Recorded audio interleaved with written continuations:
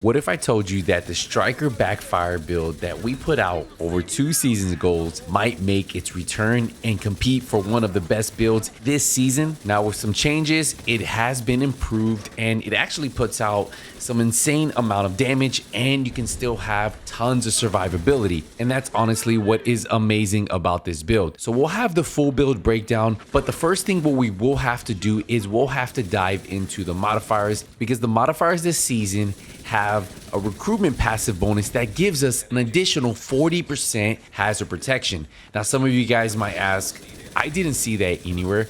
What do you mean, Skills? 40% hazard protections? But don't worry, before we get into the full build breakdown, I'll show you guys how you guys need to have your modifiers set up, what you need to do to make sure that you get the most amount of hazard protection possible from this season, and exactly what you need to do to make sure that you guys are taking advantage of that extra hazard protection and extra weapon damage you guys can be putting on your builds. So let's talk about it. So we know the global modifiers are all built around our companions, but if you scroll down a little bit, you'll see something called passive recruit bonuses. And I actually talked about this in my previous video of my last build. And if we read this, it says, while the global modifier is active, recruited companions grant passive bonuses. Even when no companion is spawned, these bonuses are doubled when the player has no active companion. So if you notice, we're looking at assault recruits, medic recruits, and engineer recruits. Now, some of you guys might have 0 out of 10. Some of you guys might have 5 out of 10. Depending on how many assault recruits you have recruited over time, you should have that number here. So you can see I'm at the max of 10 assault, medic, and engineer. So for the assault is you get 1.5% weapon damage each of 10. That's 15% total. Medics, you get 2% each of 10. That's 20% total hazard protection, and the engineers get 15% skill efficiency. And remember what I mentioned a second ago? This is all doubled when you don't have a companion active. So that means you can get 30% weapon damage, 40% hazard protection, and 30% skill efficiency, as long as you do not have a companion spawn. And how do you not have a companion spawn? Well, all you would need to do is make sure your active modifier looks like this. So what I'm going to do is I'm actually going to spawn one of my companions so you can see what my stats would be. So you can see we have an active modifier here. So you can see right here, we have a companion currently active.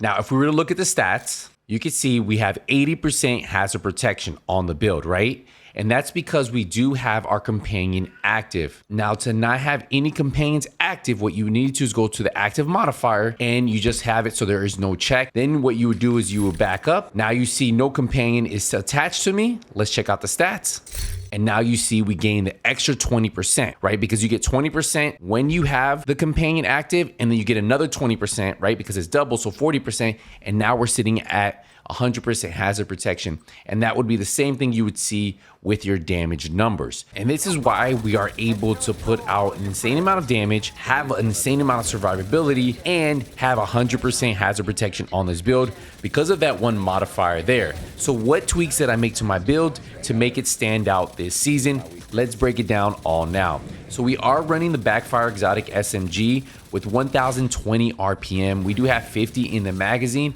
and 117,000 total damage. Now, to get the full potential of the build, I did put this at 30 expertise, but I originally was playing it with 15%. Now, we do have SMG damage, crit chance, and damage sharks out of cover, and the talent on this weapon is what makes it perform so well, and the reason why we do need hazard protection.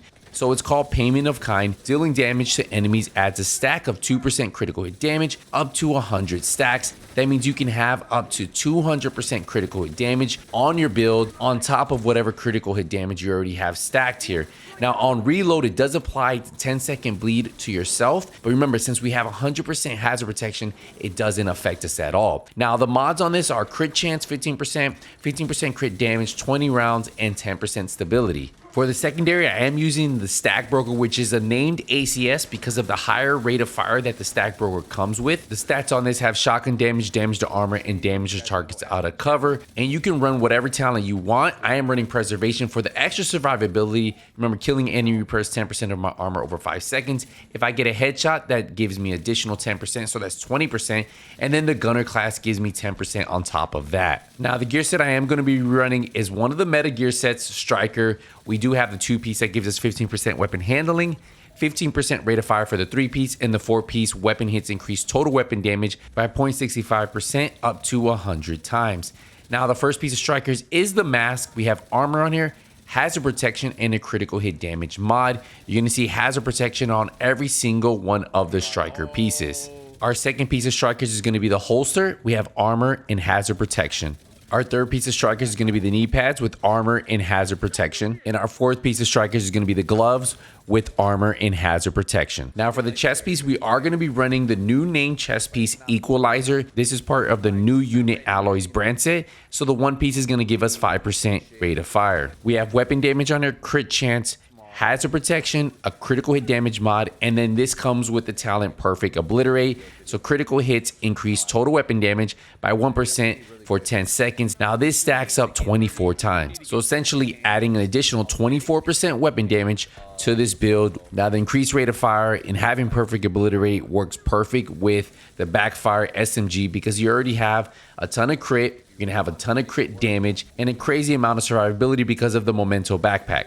Now, obviously, this comes with weapon damage, armor, skill tier. We have a critical hit damage mod, but kill confirm is what's going to make this build shine because remember, we have a short-term buff of 10 seconds. When we pick up a trophy, we're going to gain an additional 10% weapon damage, 50% bonus armor, and 5% skill efficiency because we do have 2 red cores, 5 blue cores, and 1 yellow core.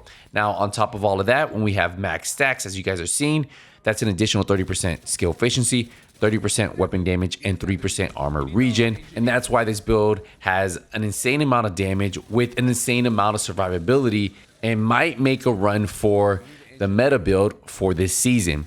But it is very early on, so I don't want to dive into that just yet. But this is actually an amazing build. It was an amazing build 2 seasons ago, and it's even better now. If we take a quick look at the stats, you'll notice we have 52% crit chance, 95% crit damage. Now remember, this is on top of the 200% critical hit damage we're going to have for being max stacks on the Backfire.